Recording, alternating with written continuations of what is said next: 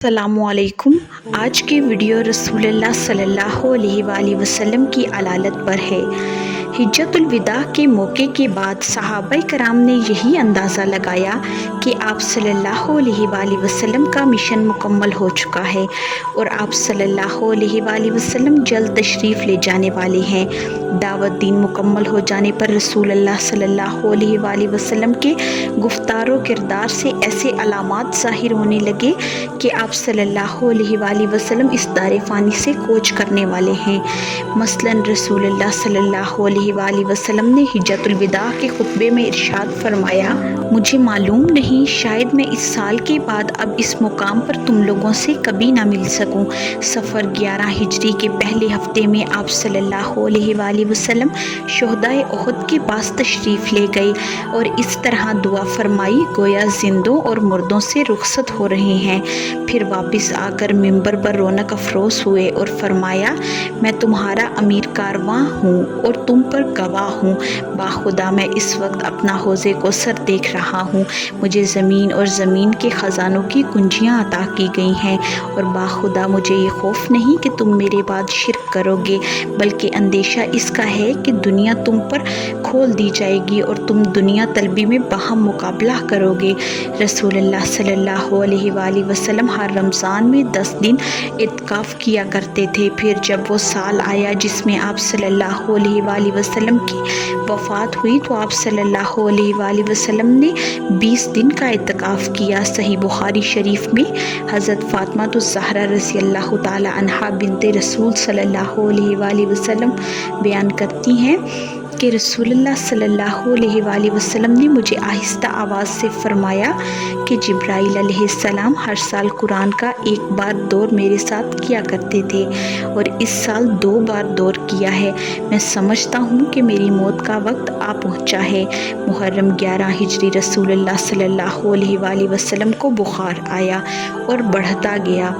آپ صلی اللہ علیہ وآلہ وسلم کی علالت کی خبر جب مشہور ہوئی تو بعض مفسدوں نے سر اٹھایا۔ مسلمہ، طلحہ، خالد، اسود، سجا بنت حارث نے الگ الگ نبوت کا دعویٰ کیا۔ ان لوگوں نے سمجھا کہ جس طرح محمد رسول اللہ صلی اللہ علیہ وآلہ وسلم کامیاب ہو گئے اس طرح ہم بھی کامیاب ہو جائیں گے، مگر خدا تعالیٰ نے آپ صلی اللہ علیہ وآلہ وسلم کی صداقت پر ایک اور مہر کر دی اور وہ یہ سب کے سب ناکام ہو گئے۔ ان میں مسلمہ کذاب یمامہ میں اور اسود بن کعب انسی یمن میں زیادہ مشہور ہو گئے تھے۔ آپ صلی اللہ علیہ وآلہ وسلم بیماری کی حالت میں ہی باہر تشریف لائے، سر پر پٹی بندھی ہوئی تھی اور آپ صلی اللہ علیہ وآلہ وسلم نے ارشاد فرمایا، میں نے رات خواب میں دیکھا ہے کہ میری کلائی میں 2 کنگن سونے کے ہیں، میں نے ان کو مطبوع سمجھ کر پھینک دیا اور اس خواب کی میں نے یہ تعبیر لگائی ہے کہ یہ 2 کنگن یہی دونوں کذاب یعنی کہ صاحب یمامہ مسلمہ کذاب اور صاحب یمن اسود کذاب ہیں۔ چنانچہ اسود کذاب آپ صلی اللہ علیہ وآلہ وسلم کی زندگی ہی میں فیروز نامی ایک مرد مبارک کے ہاتھ سے مارا گیا اور مسلمہ کذاب حضرت ابوبکر رضی اللہ تعالیٰ عنہ کے عہد خلافت میں وحشی قاتل حضرت حمزہ رضی اللہ تعالیٰ عنہ کے ہاتھ سے ہلاک ہوا۔ وحشی کہا کرتا تھا کہ میں نے حالت کفر میں ایک بہترین انسان کو اور حالت اسلام میں ایک بدترین انسان کو قتل کیا۔ 29 صفر 11 ہجری روز دوشنبہ کو آپ صلی اللہ علیہ وآلہ وسلم ایک جنازے کے ساتھ جنت البقیع تشریف لے گئے اور واپسی میں درد سر شروع ہو گیا۔ آپ صلی اللہ علیہ وآلہ وسلم کے مرض الموت کا آغاز تھا۔ آپ صلی اللہ علیہ وآلہ وسلم کی بیماری کی کل مدت 13 یا 14 دن تھی اور بیماری کی حالت میں بھی آپ صلی اللہ علیہ وآلہ وسلم نے 11 دنوں تک نماز پڑھائی۔ صحیح بخاری شریف میں حضرت عائشہ رضی اللہ تعالی عنہا کا بیان ہے کہ حضور انور صلی اللہ علیہ وآلہ وسلم نے اپنے مرض میں حضرت فاطمہ رضی اللہ تعالی عنہا کو بلا کر چپکے سے کوئی بات کان میں کہا اور وہ سن کر رونے لگیں۔ پھر حضور انور صلی اللہ علیہ وآلہ وسلم نے ایک اور بات کہا جس کو سن کر وہ ہنسنے لگی۔ ہم نے فاطمہ رضی اللہ تعالی عنہا سے اس معاملے کو دریافت کیا۔ انہوں نے کہا، پہلی مرتبہ حضور انور صلی اللہ علیہ وآلہ وسلم نے مجھ سے یہ فرمایا تھا کہ جس مرض میں میں میں مبتلا ہوں اس میں میرا انتقال ہو جائے گا۔ میں یہ سن کر رونے لگی تھی۔ اس کے بعد رسول اللہ صلی اللہ علیہ وآلہ وسلم نے فرمایا جو لوگ مجھ سے ملاقات کریں گے ان سب میں پہلی میں ہوں۔ یہ سن کر میں ہنس پڑی۔ رسول اللہ صلی اللہ علیہ وآلہ وسلم کی طبیعت روز بروز خراب ہوتی جا رہی تھی۔ آپ صلی اللہ علیہ وآلہ وسلم نے اپنی ازواج مطہرات رضی اللہ تعالیٰ عنہا سے اجازت مانگا کہ آپ صلی اللہ علیہ وآلہ وسلم کی تیمارداری حضرت عائشہ رضی اللہ تعالیٰ عنہا کے حجرے میں ہو۔ آپ صلی اللہ علیہ وآلہ وسلم کی تمام ازواج مطہرات نے خوشی خوشی آپ صلی اللہ علیہ وآلہ وسلم کو اجازت دے دی۔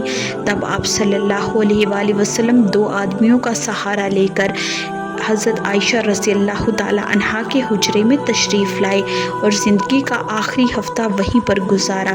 صحیح بخاری شریف میں حضرت عائشہ رضی اللہ تعالیٰ عنہا کا بیان ہے کہ جب نبی اکرم صلی اللہ علیہ وآلہ وسلم آخری مرض سے بوجھل ہو گئے تو آپ کا مرض سخت ہو گیا اور اپنی بیویوں سے اجازت مانگی کہ میری عائشہ کے گھر میں تیمارداری کی جائے تو سب نے آپ صلی اللہ علیہ وآلہ وسلم کو اجازت دے دی۔ نبی اکرم نور مجسم صلی اللہ علیہ وآلہ وسلم میرے گھر آنے کے لیے دو آدمیوں کے درمیان سہارا لے کر نکلے اور آپ صلی اللہ علیہ وآلہ وسلم کے دونوں پیر مبارک زمین پر گھسیٹتے ہوئے جا رہے تھے۔ آپ صلی اللہ علیہ وآلہ وسلم سید عباس رضی اللہ تعالیٰ عنہ اور ایک اور آدمی کے درمیان میں نکلے۔ عائشہ رضی اللہ تعالیٰ عنہا بیان کرتی ہیں کہ نبی اکرم صلی اللہ علیہ وآلہ وسلم جب اپنے گھر میں آ چکے اور آپ صلی اللہ علیہ وآلہ وسلم کا مرض اور بھی زیادہ ہوا تو آپ صلی اللہ علیہ وآلہ وسلم نے فرمایا کہ 7 مشقیں جن کے بند نہ کھولے گئے ہوں میرے اوپر ڈال دو تاکہ میں لوگوں کو کچھ وصیت کروں۔ چنانچہ اس کی تعمیل کی گئی اور آپ صلی اللہ علیہ وآلہ وسلم ام المومنین حفصہ جو کہ زوجہ نبی پاک صلی اللہ علیہ وآلہ وسلم ہیں کے مخزب میں بٹھلا دیے گئے۔ اس کے بعد ہم سب آپ صلی اللہ علیہ وآلہ وسلم کے اوپر پانی ڈالنے لگے یہاں تک کہ آپ صلی اللہ علیہ وآلہ وسلم نے ہماری طرف اشارہ کیا کہ بس تم تعمیل حکم کر چکی۔ اس کے بعد آپ صلی اللہ علیہ وآلہ وسلم لوگوں کے پاس باہر تشریف لے گئے۔ رسول اللہ صلی اللہ علیہ وآلہ وسلم مسجد میں تشریف لائے اور ممبر پر رونق افروز ہوئے اور بیٹھ کر خطبہ دیا۔ اس وقت رسول اللہ صلی اللہ علیہ وآلہ وسلم کے سر پر پٹی بندھی ہوئی تھی۔ آپ صلی اللہ علیہ وآلہ وسلم نے فرمایا یہود و نصارہ پر اللہ کی لعنت ہو کہ انہوں نے اپنے انبیاء کی قبروں کو مساجد بنا لیا۔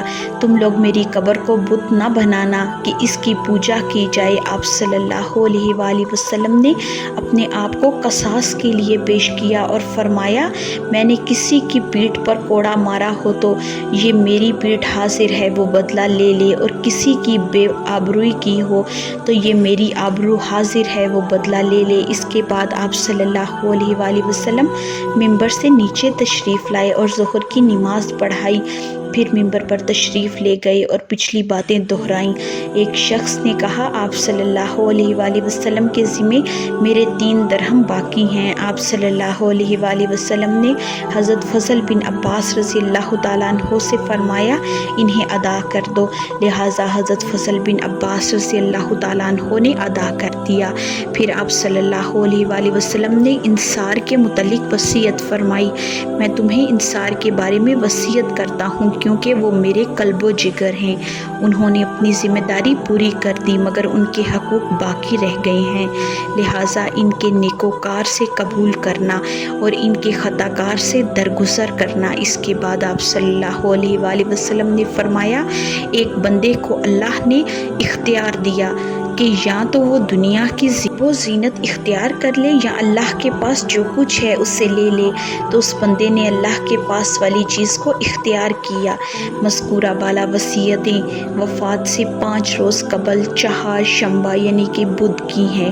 حضرت ابو سعید خدری رضی اللہ تعالیٰ عنہ کا بیان ہے کہ رسول اللہ صلی اللہ علیہ وآلہ وسلم کی یہ بات سن کر حضرت ابو بکر رضی اللہ تعالیٰ عنہ رونے لگے اور فرمایا آپ صلی اللہ सल्लल्लाहु अलैहि वआलिहि वसल्लम पर मेरे माँ बाप फिदा हों। इस पर हमें ताज्जुब हुआ। लोगों ने कहा कि इस बूढ़े को देखो, इसे क्या हो गया। रसूलुल्लाह सल्लल्लाहु अलैहि वआलिहि वसल्लम ने तो एक बंदे के बारे में बताया कि अल्लाह ने उसे इख्तियार दिया कि या तो वो दुनिया की ज़ेबो ज़ीनत इख्तियार कर ले या अल्लाह के पास जो कुछ है उससे ले ले। और इस बंदे ने अल्लाह के पास जो कुछ है उससे इख्तियार किया। और ये बुढ़ा यानी कि अबू बकर रज़ियल्लाहु ताला अन्हु कह रहा है कि हम अपने माँ बाप के साथ आप सल्लल्लाहु अलैहि वसल्लम पर कुर्बान। लेकिन चंद दिन के बाद ये वाज़िया हो गया कि अल्लाह ने जिस बंदे को इख्तियार दिया था वो रसूलुल्लाह सल्लल्लाहु अलैहि वसल्लम ही थे। और अबू बकर रज़ियल्लाहु ताला अन्हु हम सबसे ज़्यादा साहिबे इल्म और ज़ी शऊर थे और वो बात को समझ कर रोने लगे थे। सही बुखारी शरीफ में हज़रत इब्ने अब्बास रज़ियल्लाहु ताला अन्हु का बयान है कि मर्ज़ वफ़ात में एक रोज़ हज़ूरी अनवर सल्लल्लाहु अलैहि वसल्लम मस्जिद में तशरीफ़ लाए। आप सल्लल्लाहु अलैहि वसल्लम के सर मुबारक पर पट्टी बंधी हुई थी। मिंबर पर रौनक अफरोज़ होकर इरशाद फरमाया, तुम तमाम लोगों में सोहबत और माल के लिहाज से एहसान करने वाला मेरे साथ अबू बकर बिन अबी कहाफ़ा रज़ियल्लाहु ताला अन्हु से बड़ा ज़्यादा कोई शख्स नहीं। अगर दुनिया में किसी को दोस्त बनाता तो अबू बकर रज़ियल्लाहु ताला अन्हु को बनाता।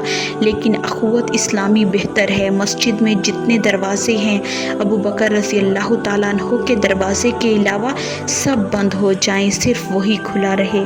आमा और यमन के फितनों और अरब के ईसाइयों की साजिशों ने रूमियों को फिर मुल्क अरब की तरफ मुतवज्जो कर दिया था। रूमियों को ये गवारा ना था कि वो अहले इस्लाम के ज़िंदा रहने का हक़ तस्लीम करें। इसके ज़ेर असर इलाके में कोई शख्स इस्लाम कबूल कर लेता तो उसकी जान की खैर ना होती थी। लिहाजा रसूलुल्लाह सल्लल्लाहु अलैहि वसल्लम ने अवाखिर सफ़र 11 हिजरी में एक बड़े लश्कर की तैयारी शुरू फरमाई, जबकि आप सल्लल्लाहु अलैहि वसल्लम मरज़ुल मौत में मुब्तला थे और उसामा बिन ज़ैद रज़ियल्लाहु ताला अन्हु को इस्लामी लश्कर का सिपा सलार मुकर्रर फरमाते हुए हुक्म दिया कि बल्का का इलाका और फ़लस्तीनी सरज़मीन सवारों के ज़रिए रोंद आओ। इस कार्रवाई का मकसद अरब कबाइल जो रूमियों की हदूद में थे उन पर एतमाद बहाल करना और रूमियों को खौफज़दा करना था।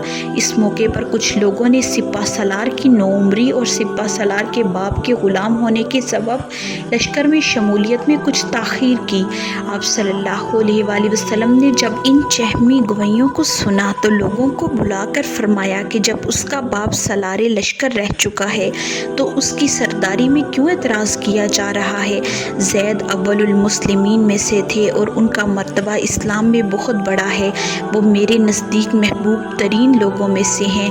गर्ज़ जिसको एतराज़ था वो नादिम हुए और फिर बाखुशी उसामा बिन ज़ैद रज़ियल्लाहु ताला अन्हु की सरदारी को कबूल कर लिया। बीमारी की हालत के बावजूद आप सल्लल्लाहु अलैहि वसल्लम ने अपने दस्ते मुबारक से उसामा रज़ियल्लाहु ताला अन्हु का झंडा दुरुस्त करके फ़ौज को रवाना फरमाया और तमाम जलील कदर सहाबाए कराम रज़ियल्लाहु ताला अन्हु को उसामा रज़ियल्लाहु ताला अन्हु के साथ जाने का हुक्म दिया।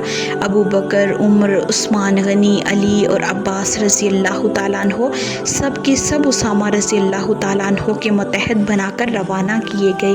आप सल्लल्लाहु अलैहि वसल्लम ने उसामा रज़ियल्लाहु ताला अन्हु की इजाज़त से हज़रत अब्बास रज़ियल्लाहु ताला अन्हु और हज़रत अली रज़ियल्लाहु ताला अन्हु को अपनी तीमारदारी के लिए रोक लिया और बकिया तमाम सहाबा रज़ियल्लाहु ताला अन्हु हज़रत उसामा रज़ियल्लाहु ताला अन्हु के लश्कर में शामिल होकर मदीना से रवाना हुए। उसामा रज़ियल्लाहु ताला अन्हु ने मदीना से एक कोस चलकर मुकाम जर्फ में क़याम किया। चूँकि आप सल्लल्लाहु अलैहि वसल्लम की तबीयत रोज़ बरोज़ बिगड़ती ही जा रही थी, इसलिए उसामा रज़ियल्लाहु ताला अन्हु की फ़ौज जर्फ में ख़ैमाज़न हो गई, क्योंकि लश्कर इस्लाम को आप सल्लल्लाहु अलैहि वसल्लम के हुक्म की तामील भी करना था और अल्लाह के फ़ैसले का इंतज़ार भी करना था। और अल्लाह का फ़ैसला ये था कि ये लश्कर हज़रत अबू बकर रज़ियल्लाहु ताला अन्हु के दौरे खिलाफत की पहली फ़ौजी मुहिम करार पाए। मुकाम जर्फ से حضرت ابو بکر اور عمر رضی اللہ تعالیٰ عنہ حضرت اسامہ بن زید رضی اللہ تعالیٰ عنہ سے اجازت طلب کر کے رسول اللہ صلی اللہ علیہ وآلہ وسلم کے پاس آتے تھے اور پھر مقام جرف جہاں پر اسامہ رضی اللہ تعالیٰ عنہ کی فوج خیمہ زن تھی چلے جاتے تھے۔ حضرت اسامہ رضی اللہ تعالیٰ عنہ اپنے لشکر کے ساتھ مقام جرف میں پڑے رہے اور رسول اللہ صلی اللہ علیہ وآلہ وسلم کی علالت کو دیکھ کر کوچ نہ کر سکے۔ آپ صلی اللہ علیہ وآلہ وسلم نے بھی اس حالت میں ان کو کوچ کرنے کا حکم نہ دیا اور معاں لشکر ان کے جرف میں مقیم رہنے کو جائز رکھا۔ وفات سے 4 روز پہلے یعنی جمعرات کو رسول اللہ صلی اللہ علیہ وآلہ وسلم نے لوگوں کو وصیت فرمائی کہ یہود و نصارہ اور مشرکین کو جزیرۃ العرب سے نکال دینا، وفود کو اسی طرح نوازنا جس طرح میں نوازتا تھا، انہیں صلح اور انعام سے ضرور خوش کرنا، اسامہ رضی اللہ تعالیٰ عنہ کے لشکر کو ضرور روانہ کرنا اور انصار کے ساتھ حسن سلوک کرنا، کتاب اور سنت کو مضبوطی سے پکڑے رکھنا، عورتوں کا حقوق ادا کرنا، غلاموں کے ساتھ نرمی برتنا۔ اسی دن جب کہ آپ صلی اللہ علیہ وآلہ وسلم سخت بیمار تھے، فرمایا لاؤ میں تمہیں ایک تحریر لکھ دوں جس کے بعد تم لوگ کبھی گمراہ نہ ہوگے۔ اس وقت گھر میں کئی آدمی تھے، ان میں حضرت عمر فاروق رضی اللہ تعالیٰ عنہ بھی تھے۔ انہوں نے کہا آپ صلی اللہ علیہ وآلہ وسلم پر کافی تکلیف ہے اور ہمارے واسطے قرآن کافی ہے، جیسا کہ آپ صلی اللہ علیہ وآلہ وسلم فرما چکے ہیں۔ ان لوگوں میں اختلاف ہو گیا، کچھ لوگ عمر فاروق رضی اللہ تعالیٰ عنہ کی باتوں سے اتفاق کر رہے تھے اور کچھ لوگ کہتے تھے کہ آپ صلی اللہ علیہ وآلہ وسلم سے پوچھا جائے کہ آپ صلی اللہ علیہ وآلہ وسلم کیا لکھوانا چاہتے ہیں۔ آپ صلی اللہ علیہ وآلہ وسلم کو ان کی یہ باتیں کرنے کی آوازیں ناگوار معلوم ہوئیں۔ پھر آپ صلی اللہ علیہ وآلہ وسلم سے پوچھا گیا کہ آپ صلی اللہ علیہ وآلہ وسلم کیا لکھوانا چاہتے ہیں، فرمائیں۔ آپ صلی اللہ علیہ وآلہ وسلم نے فرمایا مجھ کو اسی حالت میں رہنے دو جس میں میں ہوں اور باہر چلے جاؤ۔ اس وقت آپ صلی اللہ علیہ وآلہ وسلم کو سخت درد کی شدت تھی۔ اس دن مغرب کی نماز آپ صلی اللہ علیہ وآلہ وسلم نے پڑھا، اس میں سورہ المرسلات عرفہ پڑھی، لیکن عشاء کے وقت آپ صلی اللہ علیہ وآلہ وسلم کو مسجد میں جانے کی طاقت نہ رہی کیونکہ مرض کافی شدت اختیار کر گیا۔ حضرت عائشہ رضی اللہ تعالیٰ عنہا کا بیان ہے کہ رسول اللہ صلی اللہ علیہ وآلہ وسلم نے فرمایا کیا لوگوں نے نماز پڑھ لی؟ ہم نے کہا نہیں یا رسول اللہ صلی اللہ علیہ وآلہ وسلم، یہ لوگ آپ صلی اللہ علیہ وآلہ وسلم کا انتظار کر رہے ہیں۔ آپ صلی اللہ علیہ وآلہ وسلم نے فرمایا میرے لیے لگن میں پانی رکھو، ہم نے ایسا ہی کیا۔ پھر رسول اللہ صلی اللہ علیہ وآلہ وسلم نے غسل فرمایا اور اٹھنا چاہا تو آپ صلی اللہ علیہ وآلہ وسلم پر غشی طاری ہو گئی اور اٹھ نہ سکے۔ پھر تھوڑی دیر کے بعد جب کچھ افاقہ ہوا تو دریافت فرمایا کیا لوگوں نے نماز پڑھ لی؟ ہم نے کہا نہیں یا رسول اللہ صلی اللہ علیہ وآلہ وسلم، سب لوگ آپ صلی اللہ علیہ وآلہ وسلم کا انتظار کر رہے ہیں۔ آپ صلی اللہ علیہ وآلہ وسلم نے پھر غسل فرمایا، لیکن دوبارہ اور سہبارہ بھی وہی بات پیش آئی جو پہلی مرتبہ پیش آئی تھی، یعنی آپ صلی اللہ علیہ وآلہ وسلم غسل کر کے اٹھنا چاہتے تھے لیکن اٹھ نہیں پاتے تھے اور آپ صلی اللہ علیہ وآلہ وسلم پر غشی طاری ہو جاتی تھی۔ اس کے بعد آپ صلی اللہ علیہ وآلہ وسلم نے حضرت ابو بکر صدیق رضی اللہ تعالیٰ عنہ کو کہلوا بھیجا کہ وہ لوگوں کو نماز پڑھائیں۔ کل کی ویڈیو میں ہم اس موضوع پر مزید بات کریں گے۔ ویڈیو کو اینڈ تک دیکھنے کا بہت شکریہ۔ اگر آپ کو آج کی ویڈیو پسند آئی ہو تو لائک، شیئر، کمنٹ اور سبسکرائب ضرور کریں اور گھنٹی کے نشان کو دبائیں تاکہ آپ کو آنے والی ویڈیوز کی نوٹیفیکیشن بر وقت ملے۔